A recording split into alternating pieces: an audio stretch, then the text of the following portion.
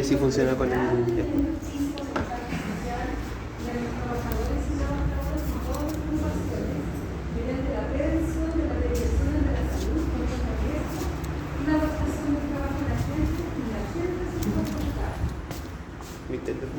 El enfoque de las salud ocupacional es preventivo.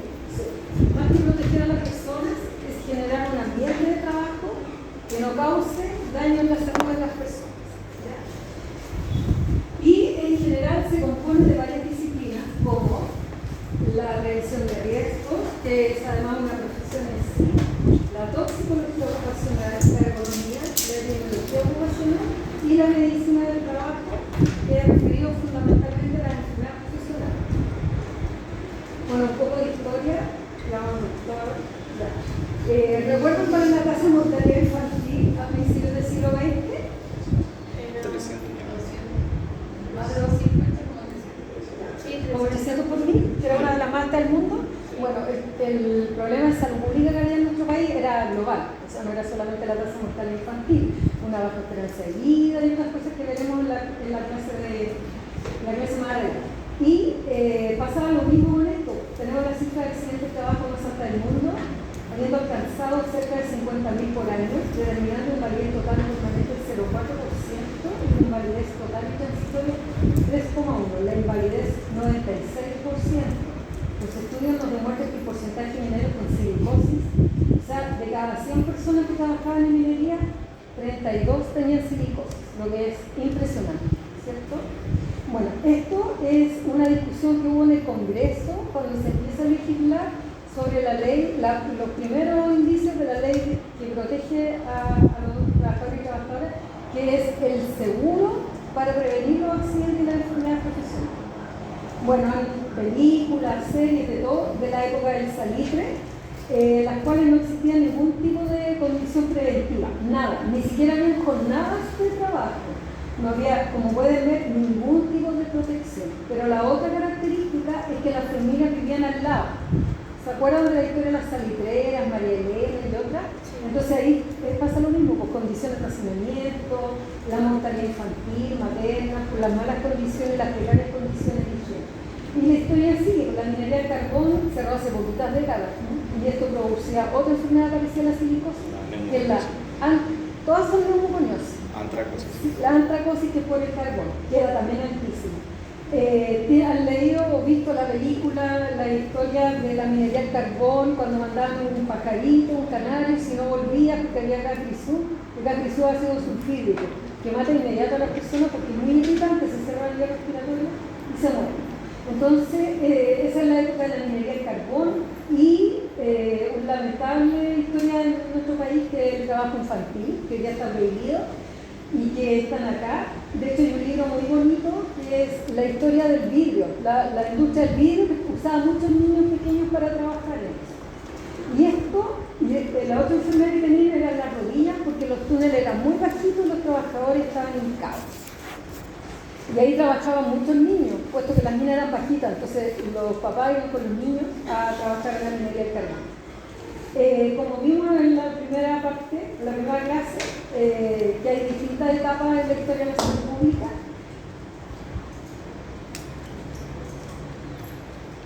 ¿Cuál es el periodo del estado de bienestar? ¿Se acuerdan?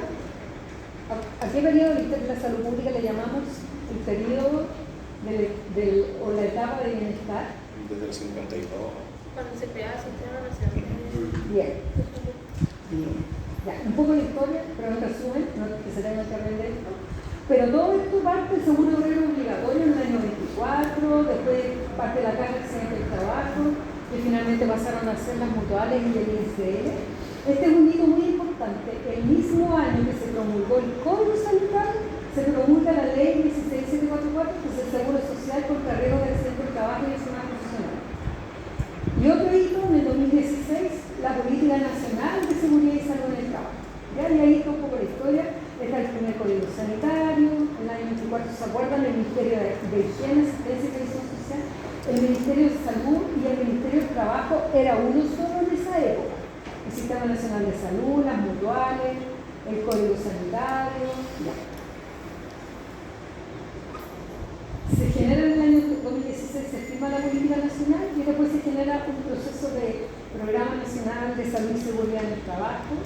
Una característica del mercado laboral en Chile es lo diverso que es. Además, como tenemos un país tan largo, angosto, con una geografía tan diversa, tenemos distintos tipos de sistemas productivos, distintos tipos de agentes además que se exponen. Por ejemplo, tenemos la minería del cobre en la zona norte, que genera riesgos como, por ejemplo, ¿qué riesgo tenemos acá que hemos mencionado en otras oportunidades? En el norte de la minería. Nombre a uno. ¿Exposición a qué? Tóxicos. ¿Tóxicos? ¿Qué más? Mira, está con oxígeno. ¿En qué lugar se realiza la minería fundamentalmente? En la altura.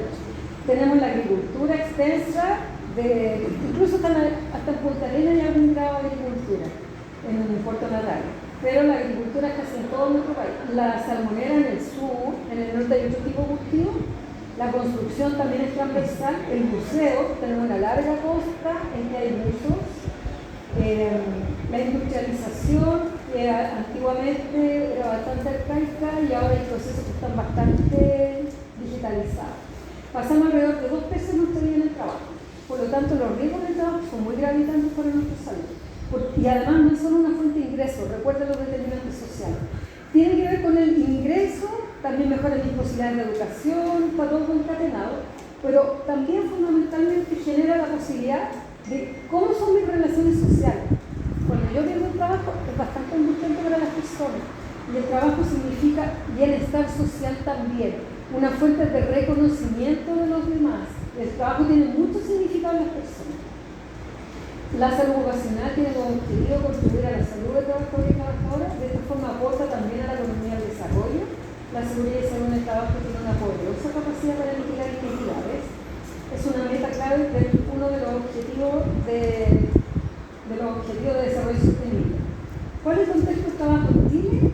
Tenemos un proceso de transición demográfica y epidemiológica que significa que las personas en Chile vamos envejeciendo rápidamente desde el punto de vista de la salud pública, lo que significa que estaremos muchos más años trabajando. Porque si las personas se morían antes de los 40 años, tenían mucho menos tiempo de estar expuestas a las distintas condiciones de trabajo.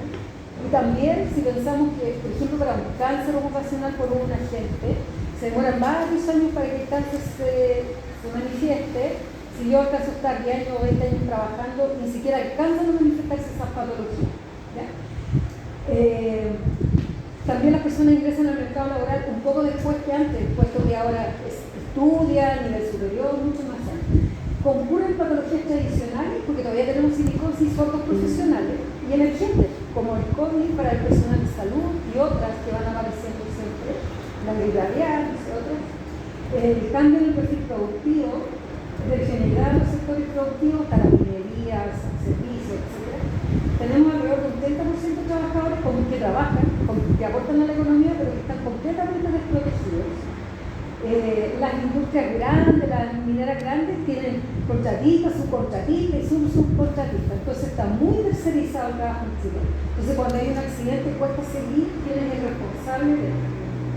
No se notifican adecuadamente las enfermedades profesionales porque no se diagnostican. Eso es una responsabilidad que tenemos nosotros. Entonces, no sabemos qué pasa en los sectores más precarios y hay mucha desigualdad de identidad de género. No existe la inclusión, por ejemplo, para personas con discapacidad.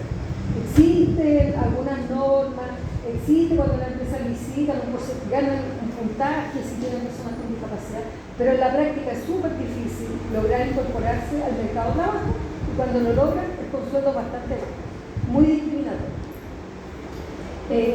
Pendiente de Chile, bueno, la discapacidad, pendiente el tema de la migración, que trabajan en pésimas condiciones, hay trabajos muy precarios que no tienen ni siquiera ningún tipo de protección, no tienen lugar donde comer, ni baño a veces, como los conductores también que a veces no tienen baño, tienen que ir de terminal a terminal, y distintos tipos de discapacidad, porque siempre pensamos en la física, pero hay discapacidad mental, hay personas con hipoacusia, hay personas no videntes, etc.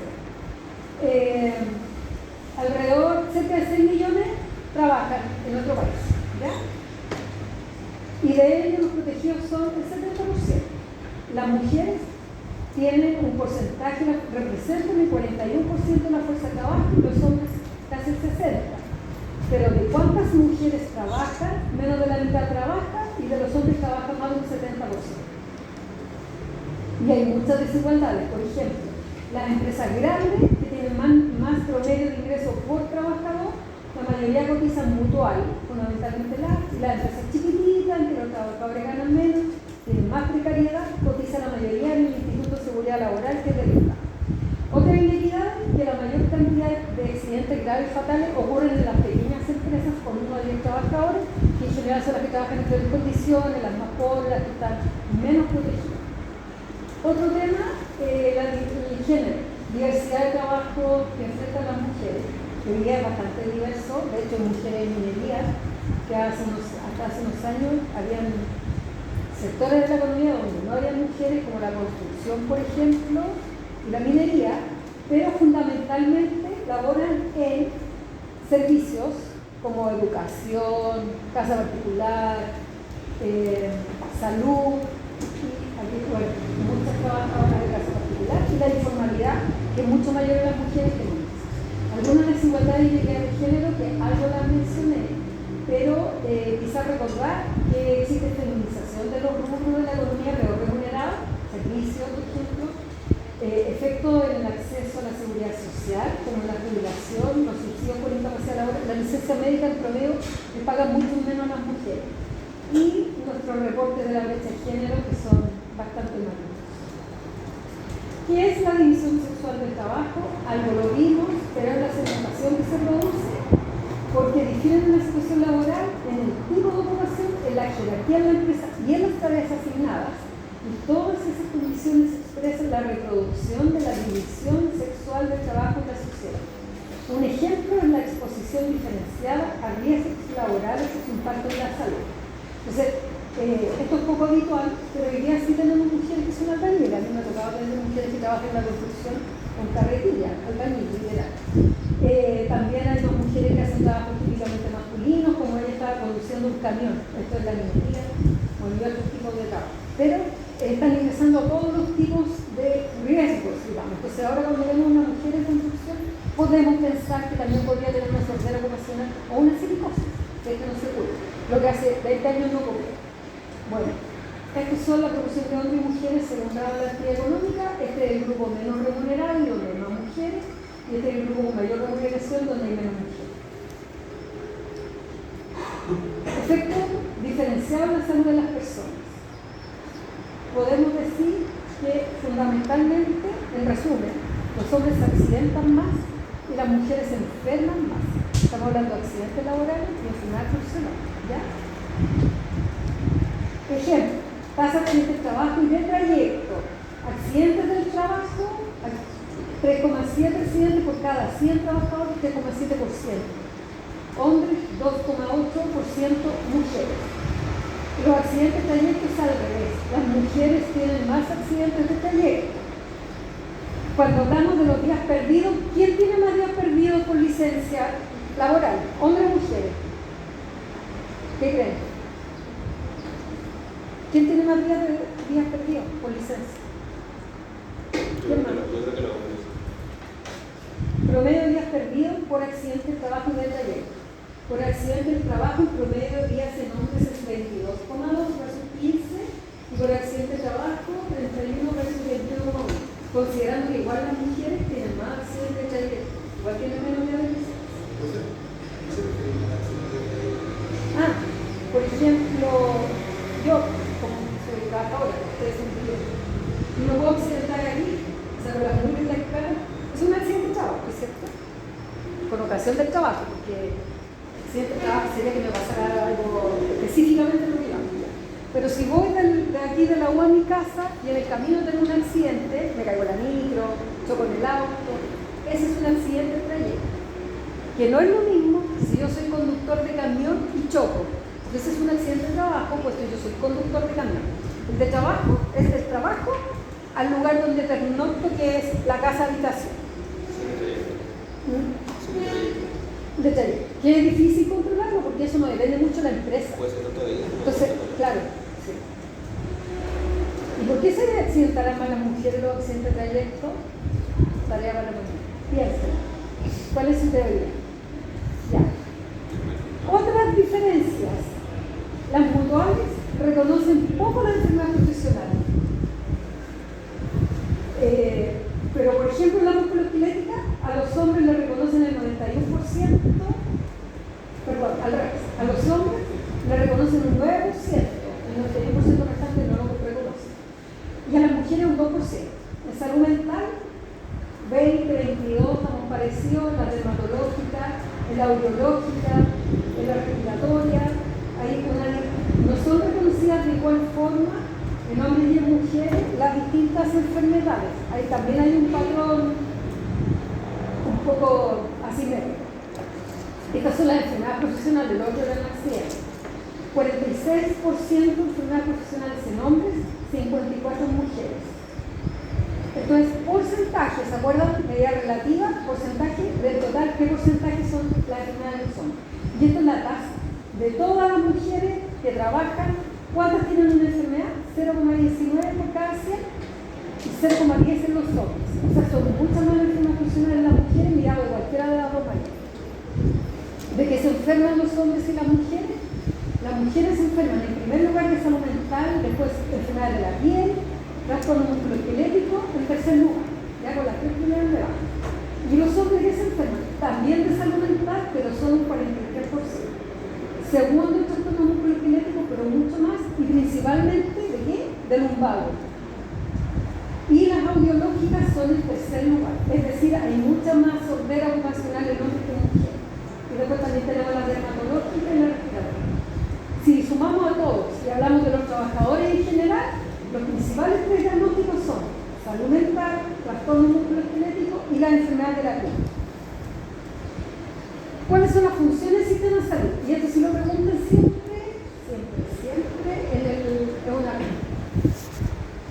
Las funciones de los sistemas de salud en general tienen que dar cuenta de regulación, financiamiento, cómo se administra y se financian los recursos, el tema del seguro, cómo se administra, y la provisión de servicio, que es prácticamente las prestaciones que uno da, atención médica, exámenes, etc. Entonces, así es el rol de cada uno de los componentes del sistema de salud. Este es el sistema de salud común. Entonces, aquí tenemos, ¿quién hace las políticas públicas? El Ministerio de Salud. ¿Quién legisla? El Ministerio de Salud y la Super de Salud. ¿Quién regula? El Ministerio de Salud. La legislación son las leyes que van al Congreso. La regulación tienen el mismo valor, que son igual punitivas, son igual obligatorias, pero no van al Congreso. La hacen los propios ministerios. El MinSal, esto estamos hablando de salud, por supuesto. Administración de recursos, el FONASA, en el público, en el privado, el SAP, la provisión, la red de servicios, las clínicas y la fiscalización, las serenas. Y en el tema de salud ocupacional es muy parecido, políticas públicas vistan ambos, el Ministerio de Salud y el Ministerio de Trabajo, legislan ambos, la regulación la hace el Ministerio de Salud, el Ministerio de Trabajo, la SUCESO. ¿Quién administra los recursos? Las mutuales en el privado y en el público, el ISL, el MinSal, la administración delegada, son Codeco, por ejemplo, Codeco de administración delegada. Red de servicios, ¿quién presta los servicios? La red de servicios, o sea, la red de salud pública, los convenios que hay con privado, la administración delegada, Codeco es todo, es ISAPRE, es salud ocupacional, es hospital, es todo, es una cosa completa, integral. Y en el privado, las mutuales y también convenios. ¿Quién fiscaliza las materias de salud y de salud ocupacional? Las condiciones de trabajo en Chile. ¿Quién fiscaliza? ¿Se acuerdan del COE? Estaban ellos fiscalizadores. ¿Quién fiscaliza? La Seremi de Salud fiscaliza las condiciones de trabajo. Y el Ministerio de Trabajo fiscaliza todo lo que tiene que ver con contrato y derechos de maternidad. ¿Ya? Ahí está lo mismo, pero como salud. ¿Cuáles son las competencias que nos permiten regular, fiscalizar y proteger a los trabajadores en Chile? El Código Sanitario, a través de un reglamento que es el 594, regula lo siguiente: todo lo que es elemento básico en un lugar de trabajo, que haya baño, que haya comedores donde alimentarse, casillero, que haya protección contra incendio, que haya extintores cada cierto rato, todo lo que sea saneamiento básico, que la gente que trabaja en campamento tenga donde dormir, sin vectores, sin ratones, etc. Las condiciones de seguridad, los equipos críticos. ¿Quién regula cómo tienen que estar los equipos de radiación? ¿Quién regula eso? Los equipos de radiación no quieren ser radiólogos que se van a exponer. ¿Quién regula? El Ministerio de Salud, la cabeza. ¿Y quién fiscaliza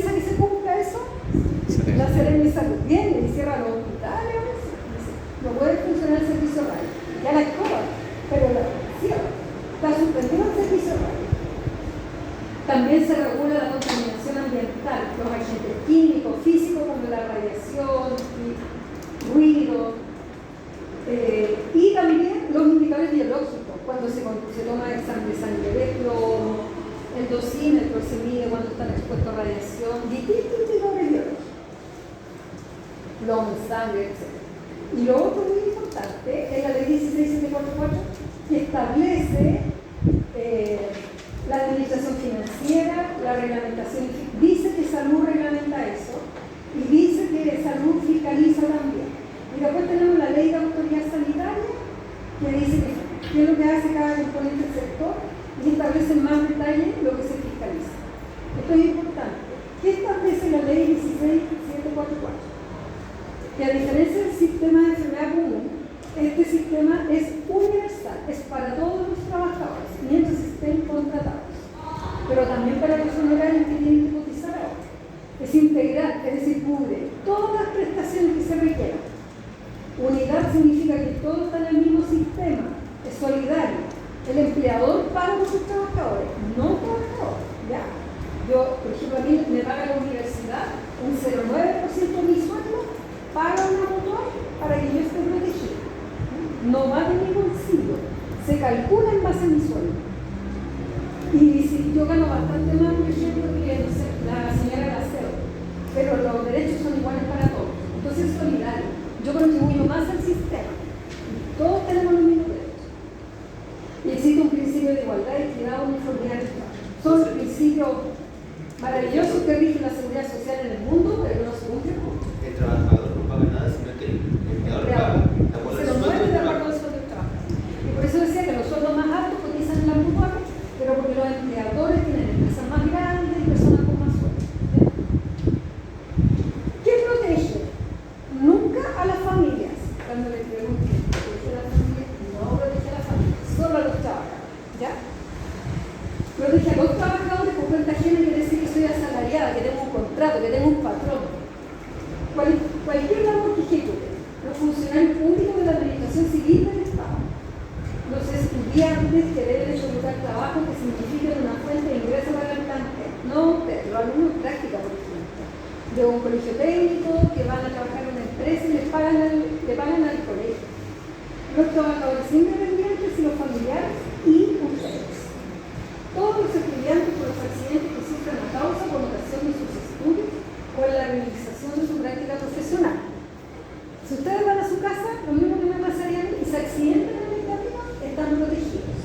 Pero solo que los estudiantes no se hace esa diferencia del trayecto ahí porque no tienen relación laboral. Si se accidentan acá en la universidad, están protegidos. Si se accidentan en el hospital o donde sea que estén, en el centro médico, están protegidos. Pero este es el seguro escolar, que es de la ley, no es ese seguro privado que a veces uno paga en la clínica, ese es distinto. Pero todos los estudiantes de kinder a la enseñanza superior están protegidos. Ahora, igual es raro, porque quedó en una ley que es de trabajadores, pero quedó. Y esto lo financia el Estado, es el aporte que da el Estado al sistema, para nosotros. Esos son quienes están protegidos. ¿Qué cosas están cubiertas por la ley? Todo. Está protegida la atención médica, la atención mental, por ejemplo, si yo tengo un accidente, fracturo una pieza, la hospitalización, los medicamentos, prótesis y aparatos ortopédicos, rehabilitación física y las personas que, por ejemplo, alguien trabaja con sus manos y sufre una amputación. El sistema debiese cubrir una reeducación profesional, por eso esta reeducación profesional se pone en el ISL de la mutual. Pero esta es la parte más difícil, ¿eh? La reeducación profesional es lo único que es como muy débil en el sector. Los traslados, entonces, por ejemplo, si yo me accidente, estoy allá en mi casa, donde yo vivo, cerca de la universidad, pero tengo que ir a la mutual a hacer mi quimio, porque me hice un pie y tengo que hacer mi quimio. Me tienen que ir a buscar, me tienen que ir a dejar. Y después, cada vez que tengo que ir al control, me tienen que ir a buscar y a dejar. Ya cubre los traslados. ¿Cómo se paga? Un 0,9% por cada trabajador. Eso es lo básico. Pero si mi empresa tiene muy malas condiciones de trabajo, se enferman mis trabajadores, se accidentan o se mueren, obviamente tiene que pagar más. Aumenta la tasa de riesgo, igual que el ISAPRE. Entonces, si a mí se me ocurre ser paracaidista, me cobran más en los seguros, en todos lados. Si tengo una enfermedad, me cobran más en el ISAPRE. Es el mismo concepto, solo que es de cargo del empleado, ¿ya? Se paga por riesgo. Entonces, yo pago un 9% de tasa básica y en general servicios paga eso. Pero las empresas pagan habitualmente entre un 0 a un 3,4 cuando el primer año que se construye la empresa, pero puede llegar, imagínense, de un 0,9 a un 6,8% sumado de 0,9. Eso es mucho dinero para una empresa. Es un 6,8 por cada trabajador. Eso se llama cotización adicional diferenciada y es según la siniestralidad. ¿Qué es un accidente de trabajo? Porque a ustedes les va a tocar ver la cobertura que tiene el seguro de la ley, cubre todo. Entonces, si ustedes no hacen un diagnóstico de un accidente de trabajo, el trabajador va a tener que pagar todo su tratamiento por su ISAPRE o por el INFONASA y va a pagar mucho dinero. Entonces, depende de la decisión médica que tomen ustedes en el momento que digan que es un accidente de trabajo y lo deriven a donde corresponde, el trabajador puede acceder a sus derechos. Lo mismo que con una enfermedad profesional. Entonces, ¿cuándo ustedes van a decir que fue un accidente de trabajo? Todas decir que una persona sufra a causa de una accidente de trabajo y que le produzca incapacidad o muerte. Pues ocurrido en el trayecto directo debido al regreso entre la habitación y el lugar de trabajo y lo que sufren dirigentes de instituciones sindicales a causa con ocasión del desempeño de sus cometidos gremiales. Entonces, el caso de accidente de trayecto es exactamente lo mismo que estaba. Exactamente lo mismo. Y si usted va al paseo de Navidad, que es el hospital, por ejemplo, y se enferman todo o se accidenta algo en el camino que ha pasado, ¿lo cubre o no lo cubre? Siempre que esté autorizado. Si usted organiza un carrete con su compañero de trabajo o dicen vamos a ir a la piscina, no. Pero si es institucional, sí, están cubiertos. Pero generalmente van los trabajadores al paseo de Navidad y llevan a los hijos, al cónyuge, a la pareja. ¿Están cubiertos los demás? No. Entonces ahí se produce esta separación que hay de los mundos de la salud ocupacional y de la salud común. Y la enfermedad es distinta, porque en el accidente yo puedo ir para mi casa o me puedo sentar si voy a Velázquez y yo no hago clases en Velázquez, pero me mandaron a una reunión. En cambio, en la enfermedad profesional el riesgo tiene que ser directo. No me puedo enfermar a distancia. Bueno, en el teletrabajo podría ser como un teléfono. Entonces, ¿qué es una enfermedad profesional? A diferencia del accidente, la que es causada de manera directa por el ejercicio de la profesión o el trabajo que realiza una persona y que le produzca incapacidad o muerte. ¿Ya? Manera directa. El otro es a causa o provocación. Un reglamento dice cuáles son las enfermedades, se lo voy a mostrar, pero no se lo va a tener en la memoria. Y los afiliados, si no está en la lista, significa, si no está en la lista de enfermedades profesionales, yo puedo demostrar que utilizo enfermedad profesional en el trabajo, igual me la tienen que reconocer, solo que es un poquitito más trabajoso. Y para que una enfermedad se considere profesional es indispensable que haya tenido su origen en los trabajos que entrañan el riesgo respectivo, aun cuando estos no se están desempeñando en la época de menor. ¿Qué significa? Que si yo tengo un cáncer que me puse a radiación y no usaba protección, no es en el momento, va a ser varios años después. Yo puedo probar que estuve expuesta a radiación y el cáncer ocurrió mucho después, con la silicosis. Yo trabajé bien en la minería, estuve expuesta a silicia, salí del trabajo, pasaron 10 años y empiezo con muchos problemas respiratorios porque va aumentando la inflamación.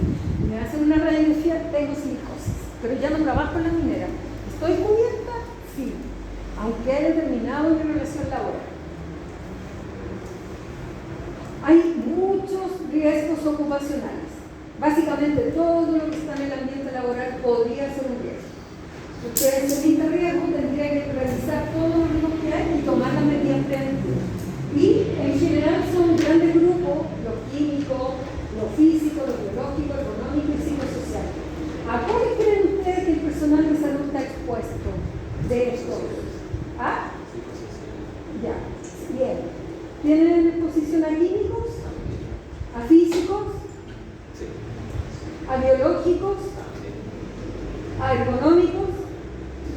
Imagínense las tres, por ejemplo, que mueren su paciente de la UCI que son cabezas.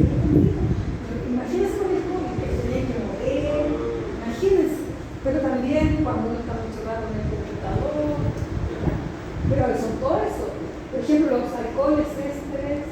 la sala de pabellón. Ruido puede haber, esto, microondas, radiación ionizante. Aquí, por ejemplo, los químicos están los tratamientos del cáncer, están los citostáticos, son sustancias muy tóxicas. Hay que usar glucosaminal, traje especial, hay muchos químicos. Bueno, y los psicosociales que son tremendos. Sistema de turno, porque uno como que se engolosina y hace más turno y se le no, por esto o lo otro, porque tiene una familia que depende, y hace muchos turnos. De hecho, los médicos hacen turnos súper poco saludables y generalmente uno verá cuando turno 24 horas porque se tiene más días libres, pero es lo menos económico porque altera mucho más el sueño. Por ejemplo, sucede, ya, esto conceptualmente le puedo tener claro. ¿Cuál es la primera medida preventiva que hay que otorgarle a los trabajadores para protegerlos? Y siempre me dicen los ETP. No. Lo único que tienen que hacer es mejorar la condición ambiental, controlarla, sacar el riesgo. ¿Ya? Entonces lo primero es suprimirlo o eliminarlo. Lo saco. Como el asbesto que se eliminó en Chile. Luego lo sustituyo por uno que sea de menos riesgo, pero que haga el mismo, es un agente, o sea, para la producción, para ver otro que sea mejor, que se me ya. No puedo sustituirlo, entonces hago control de riesgo en su origen. Por ejemplo, el ruido. No puedo evitar que la máquina haga ruido, no puedo, aunque compre una máquina más moderna. Entonces, adopto medidas técnicas de control, adopción de medidas administrativas. ¿Qué significa? Como cuando tocan música, tienen una banda donde practican, tratan de poner ruido, ¿cómo se llama? Algo que amortigue el ruido, sino todo lo que se nos reclama. Lo mismo, pero con un método de ingeniería más eficiente. ¿Ya? Entonces, tapo el ruido. Y lo segundo es que, por ejemplo, hay unos trabajadores que están trabajando en la máquina que hace ruido, pero no tengo para qué exponer a la secretaria administrativa, al pensionista, a riesgo y a todos los demás. Entonces, cuando hay cáncer en el ruido, o los saco de él y los llevo a otro lado, ¿ya? Pero también puede ser cuando tengo los trabajadores del sol, los trabajadores de la construcción. Entonces les digo, almuercen, a la hora de mayor sol, se van a la sombra. Y le hago una jornada que a la hora de mayor sol no estén expuestos. Por ejemplo, medidas administrativas. Minimizo el riesgo. Diseño el sistema de trabajo seguro que comprendan disposiciones administrativas de control y al final, para el riesgo residual, aquel que sobrevivió a todo esto, igual medida de riesgo, para eso se usan los elementos de protección personal, ¿ya? Pero tiene que ser adecuado, cambiarlo, también le pasan el protector respiratorio, 3 meses, está súper lleno, ya no sirve, y sigue con el mismo. El 594 te dice todo lo que le enseñé, condiciones sanitarias, los límites permisibles, cuánto voy a tolerar de plomo, de ruido en el ambiente y cuánto puede haber en mi sangre, por ejemplo, de algún agente químico. Mido el plomo, mido el arsénico, mido un montón de gente, están establecidos en una lista, un cuadrito y sale el valor al lado. En orina mido el arsénico, por ejemplo, indicador biológico de arsénico. También dice que la empresa tiene la obligación de mantener las condiciones sanitarias en la empresa para proteger a sus trabajadores. Dice que tienen que proveer dormitorio separado para hombre y mujer, tienen que proveer baños separados para hombre y mujer, porque ahora en los restaurantes, por ejemplo, es bastante frecuente que estén mezclados los baños.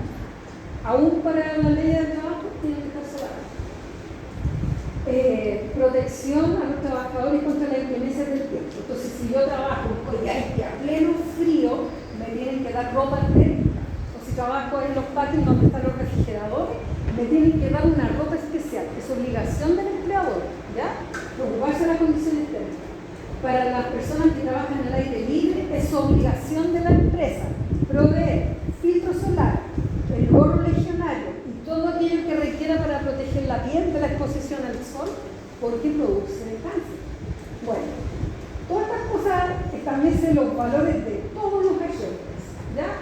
Establece el límite máximo que uno va a tolerar en el ambiente, porque hay una sustancia tan tóxica como el ácido sulfídrico, llamado GATXU, que con una vez que suba mucho el valor, los trabajadores están mal, son muy tóxicos. Y están otros que es, en el día no puede subir tantas veces, la concentración total en el día es poco, entonces de repente sube, pero después tiene que compensar. Y están los temporales, ¿ya? Mientras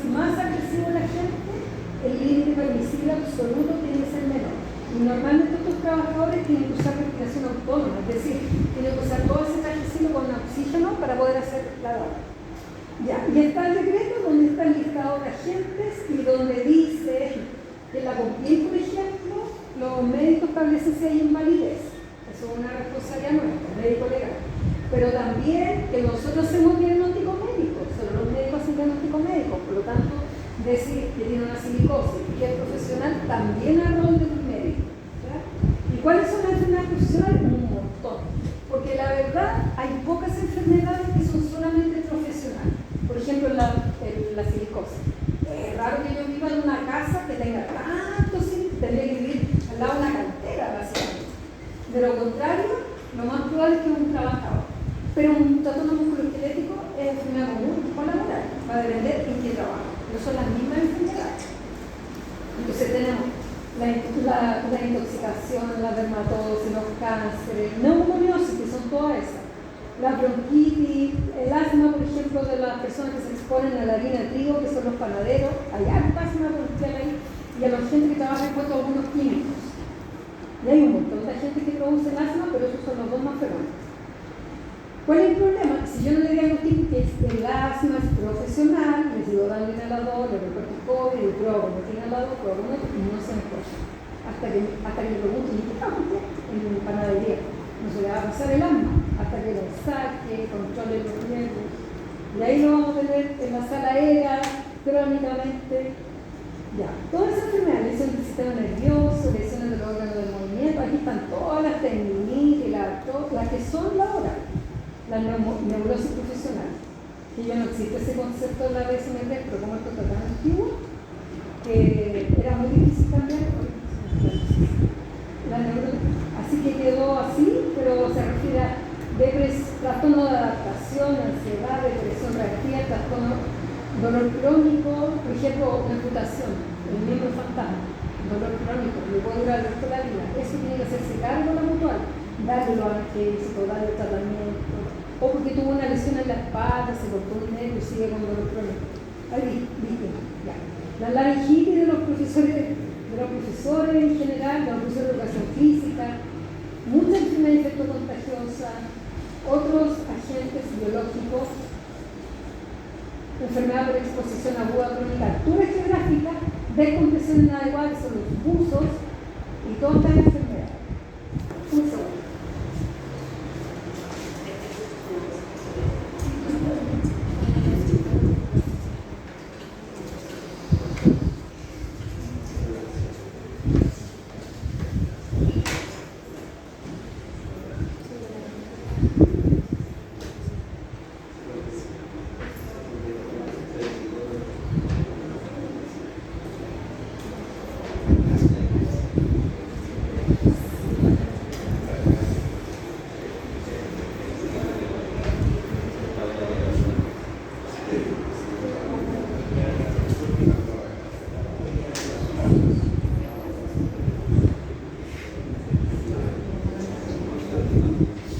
¿Cuáles son los principales problemas de salud ocupacional? Montones, pero los más importantes. Los accidentes del trabajo, la salud mental, tenemos harto problema con la salud mental en general, pero especialmente en el trabajo. Las enfermedades respiratorias ocupacionales, la hipoacusia laboral, los trastornos musculoesqueléticos, la hipoxia por hipovaria intermitente crónica, altura geográfica, la exposición a condiciones hiperbáricas, la exposición a sustancias químicas, la exposición a radiación ionizante y no ionizante, y las enfermedades por exposición a riesgos biológicos. ¿Ya? Nómbreme algún riesgo biológico del personal de salud, de ustedes. ¿Cuál puede ser un riesgo biológico para ustedes? Exposición a fluidos, Ya. sangre, Ya. Quizás exposiciones como ácido bromélico, que realmente por el todo se pasa así. ¿Se puede contagiar el COVID sin tener una gota de sangre cerca de su piel? ¿Sí? En la anatomía patológica, por ejemplo, también hay hartas cosas. La influenza podría ser laboral si uno trabaja en un servicio de urgencia, pero obviamente no está considerada porque sería demasiado días de licencia que hay en un año. Bueno, ejemplos de enfermedad profesional para que las tengan en mente cuando consulten. La silicosis. Hoy día la principal fuente de silicosis es la construcción, ya no la minería. ¿Por qué? Porque el mercado internacional igual regula. Si yo exporto cobre, me van a exigir que cumpla con algunas condiciones, si no vamos a adelante. Por lo tanto, las mineras que venden, que son todas grandes, que además tienen capital internacional, se preocupan harto de la seguridad. ¿Ya? Además que por imagen, no les conviene que haya un accidente fatal en hartos trabajadores, no se ve bien en una minera. Están también los trabajadores más artesanales, por ejemplo, hay unos que trabajan con el cuarzo, y van así como básicamente una mascarilla quirúrgica por nada, y van a tocar, o un taladro, pero así en condiciones muy rudimentarias, ¿ya? Pero eso es menos habitual ahora, los piquineros, es menos habitual. Pero sí, la construcción, ya hasta hace poquitito que lo prohibió el Ministerio de Salud, chorro de arena, que era para pulir. ¿Qué se pule con chorro de arena? A alta presión, piedras, las piedras esas bonitas, rosaditas, que pulen, cañería, barco, montones de cosas, con chorro de arena. Está prohibido porque esta produce silicosis acelerada. Entonces ahí en vez de los 20 años que uno espera en un paciente con silicosis, 4 años, en un paciente de 30 años, eso es un crimen. Entonces esto producía silicosis acelerada, un tipo especial de silicosis. Esos son pulmones de silicosis, tienen insuficiencia respiratoria, la mayoría terminan con oxígeno, es una enfermedad bastante grave. Son de distintos tipos, pues esto tiene como una masa grande que parecen cáncer, por ejemplo, hacen tumores. Por ahí la clínica y la historia es lo que revela qué es lo que es. Ya. El asma ocupacional. Los trastornos musculoesqueléticos. Las salmoneras, ¿han escuchado eso de los trastornos musculoesqueléticos de las mujeres que trabajan? En las salmoneras está el riesgo de las basas tablas de los salmones. Hay usos, se accidentan, tienen enfermedad por descompresión, pero tienen otra enfermedad, varias. Y los salmones los llevan a una fábrica, digamos, a un lugar físico donde le sacan la espina al pescado y lo cortan con una tijerita especial, pero hacen eso cientos de veces al día, van una línea productiva, van pasando el salmón y le cortan la espina al otro. Entonces, además del movimiento repetitivo, está el frío porque lo hacen. Entonces, te han tenido las manos super heladas y tratar de tomar algo como que duele más. Entonces, es lo mismo. Y además, generalmente, el mesón no les queda aquí o les queda acá. Entonces, eso agrava el movimiento repetitivo. Trastorno musculoesquelético en la cosecha, por ejemplo, acá de la uva. Trastorno musculoesquelético aquí están con la carretilla. Esas son chicas que están ahí trabajando. El ruido ocupacional. Hay dos tipos de ruido. El que deja sordo, la enfermedad profesional que genera más discapacidad en la sordera profesional en nuestro país. Es la que produce más inválido laboral. ¿Ya?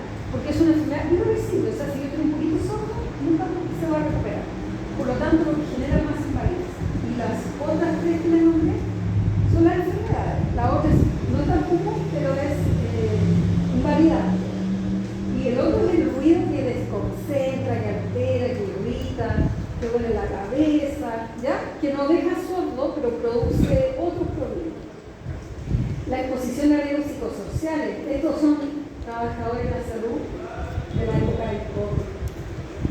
Están ahí sufriendo. Fue terrible, porque aparte de la sobrecarga del trabajo, del aumento de las horas, de hacer doble turno, 48 en turno, ver morir a la gente en tal magnitud, tener que elegir, por ejemplo, los médicos, a quién paciente le doy la prioridad para ocupar una cama de UCI, eso produce una carga emocional y mental tremenda.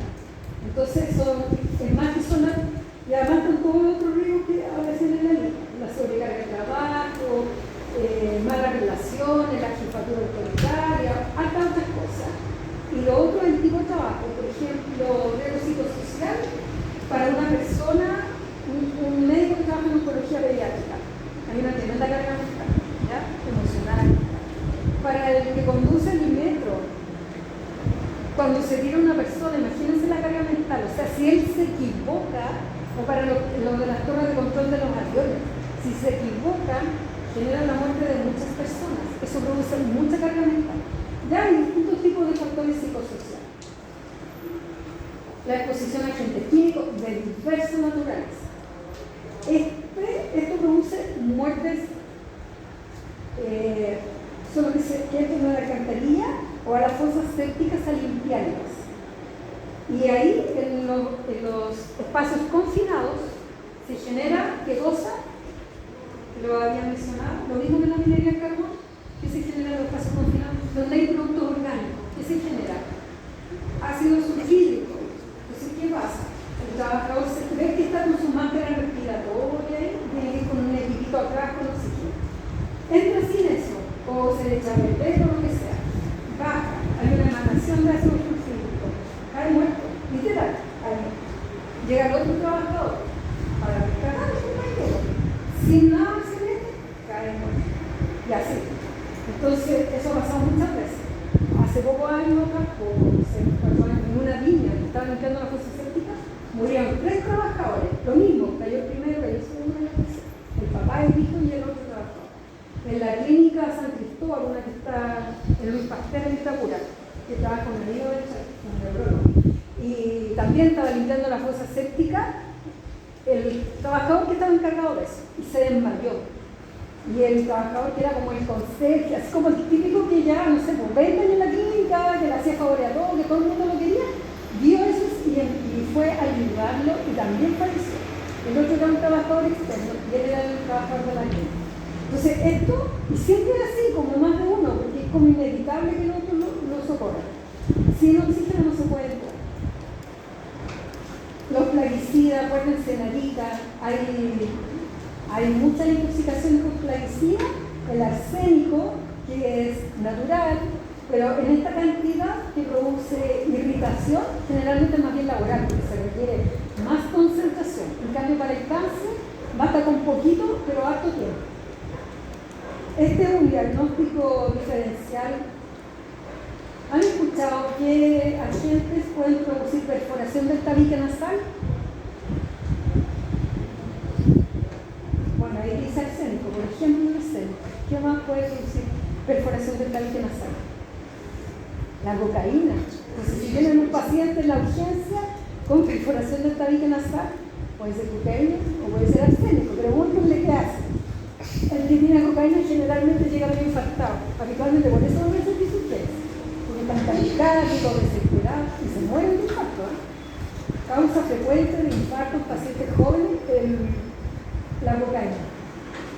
Esto es la faena en altura. El 60% de las faenas mineras de nuestro país están sobre los 3.000 metros. Además, nosotros acá tenemos turismo en altura,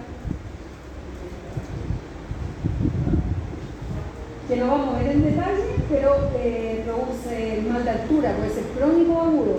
Ustedes van a chungar, piénsense, bueno, ¿quién fue a Putre? ¿Fueron a Putre? ¿Cómo se sintieron? Algunos mal, ¿o no? ¿Qué sintieron? Los que no se sintieron bien. Dolor de cabeza puede ser, cansancio, sueño, malestar, dolor de guatita. Es variado, son hartos síntomas, no le dicen que era todo a uno, pero el cuadro es grave. ¿De qué se mueren? De edema pulmonar agudo, de tromboembolismo pulmonar, de edema cerebral. De eso se mueren las personas. ¿Ya? No, si no los bajan o no les ponen oxígeno, se mueren. La enfermedad por descompresión inadecuada, los buzos. Hay distintas manifestaciones, pues no todos llegan jadeando y algunos llegan con una ronchita en la piel, con picazón, eritema, tiene una alergia, sucralfenamina, una inyección con corticoide para la casa. Y a las 2 horas, la enfermedad pulmonar, una insuficiencia respiratoria aguda. Así que ojo, donde trabajen, si se le ocurre general de zona o donde hayan zonas más rurales, siempre pregunten en qué trabaja, qué estaba haciendo un ratito antes. Ya, esas son las cosas agudas de la enfermedad descompresiva, pero hay unas que son crónicas para los que están hartos años, que no han tenido nada grave, pero que no se han cuidado. Entonces, ¿se fijan en la radiografía? ¿Qué les importa en esta radiografía de cadera? ¿Qué tiene de raro? Describan qué tiene de raro esa radiografía. La articulación. ¿Qué tiene de articulación? ¿Ah? Está deforme. ¿Qué más?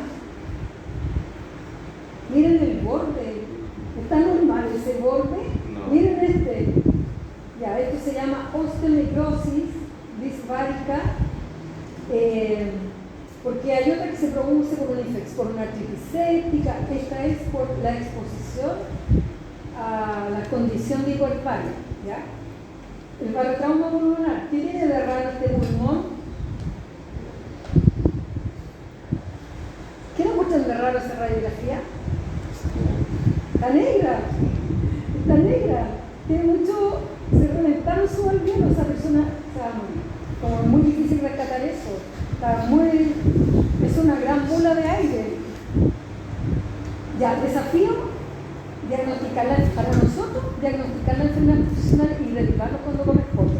Diagnosticar, si llega el paciente que se cayó de un techo, pregúntenle a lo mejor el trabajador independiente o era el techo de su casa, pero hay algunos que están trabajando, se caen de un andamio, pregunten cómo pasó eso, derívenlo, háganle una notificación. La énfasis en la prevención y reducir la inequidad. Si vimos todas las inequidades que hay en el mundo laboral y claramente los gerentes de las mineras no se mueren de silicosis. Hay distintos riesgos, hay mucha inequidad dentro. La empresa chiquitita de Pascualama son los que los trabajadores se enferman, se accidentan, se mueren. Pascualama en sí no, bueno, Pascualama no está funcionando, pero queda blanca. Son las empresas que están en malas condiciones, con pésimos lugares donde dormir. En cambio, los otros tienen su habitación, con oxígeno.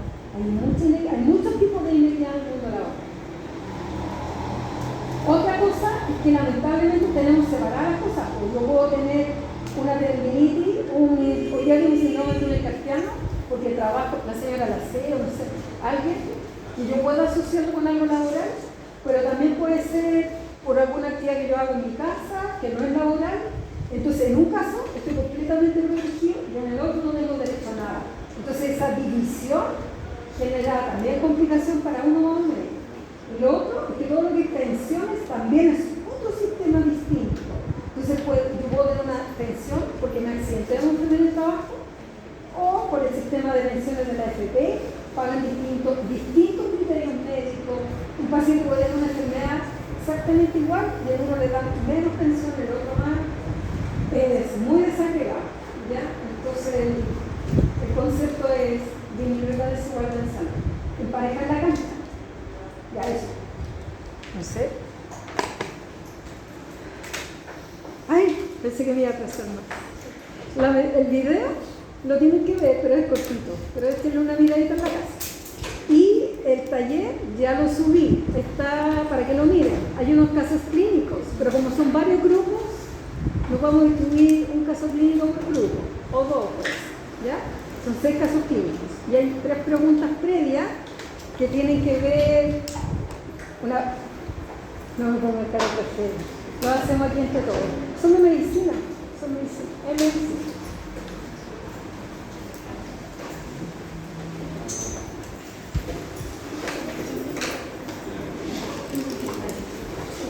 Devuelvo el computador.